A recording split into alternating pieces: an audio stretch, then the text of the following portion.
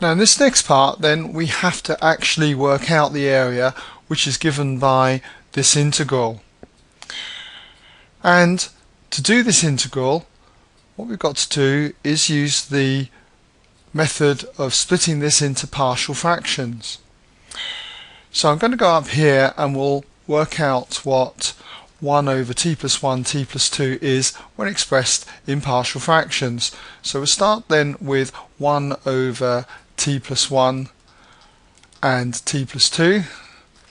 Now this will be identical to, now because these two factors here are linear factors, that gives rise to partial fractions of the form of a constant over t plus 1 plus another constant which I'll call b over t plus 2.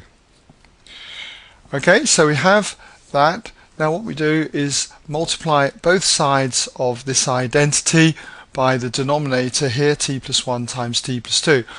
And what that's going to give is 1 is identical to a times t plus 2 plus b times t plus 1.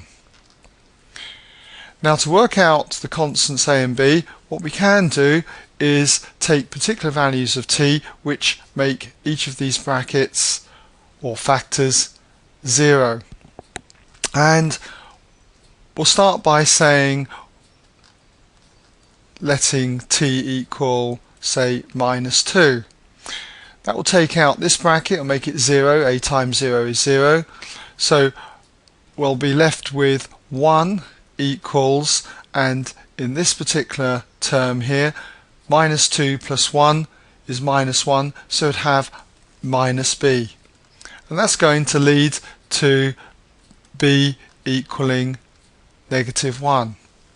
Similarly, if I let t equal negative 1, it will take out this bracket. So if I let t equal negative 1, we have 1 here equals a times negative 1 plus 2, which is 1. So we have a equals 1.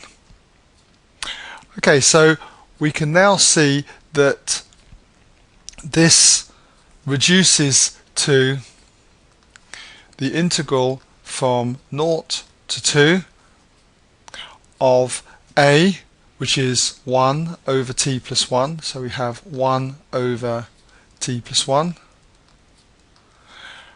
and then since b is negative 1, we have minus 1 over t plus 2. A couple of terms here, so again make sure you put these in brackets, and it's all integrated with respect to t. So what is the integral of 1 over t plus 1?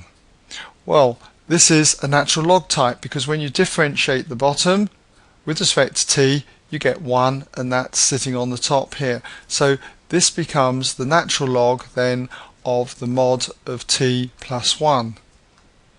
Similarly, when we look at integrating this term here, this too is a natural log type, because when you differentiate the bottom, you get 1, and that's sitting on the top here. So that's minus the natural log of the mod of t plus 2. Then we need to put this in square brackets with the limits going from 0 to 2. 0 to 2. Next, we need to substitute our limits in, starting with 2. So we have the natural log of the mod of 2 plus 1. Well, that's positive anyway, that's going to be 3, so I don't need the mods anymore. Then we have minus, and we put the 2 in there, the natural log of 4. Next we put 0 through and subtract, so have a bracket there, put the 0 through, and we have the natural log of 1. Many of you would know that that is 0, so we could ignore that anyway if we wanted to. Put 0 through here, and we have minus the natural log of 2. So if we remove this bracket here, we have the natural log of 3 minus the natural log of 4. We know natural log of 1 is 0, and so we just got left with plus the natural log of 2.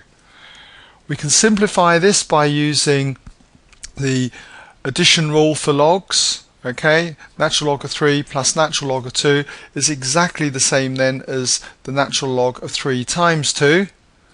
And then we're subtracting natural log of 4, so that's the same as dividing by 4. Clean this up and you've got the exact value, which is what we're asked for, 6 over 4, or that cancels to 3 over 2. The natural log then of 3 over 2 is the area, R. Okay? You might even want to put units squared afterwards. Okay?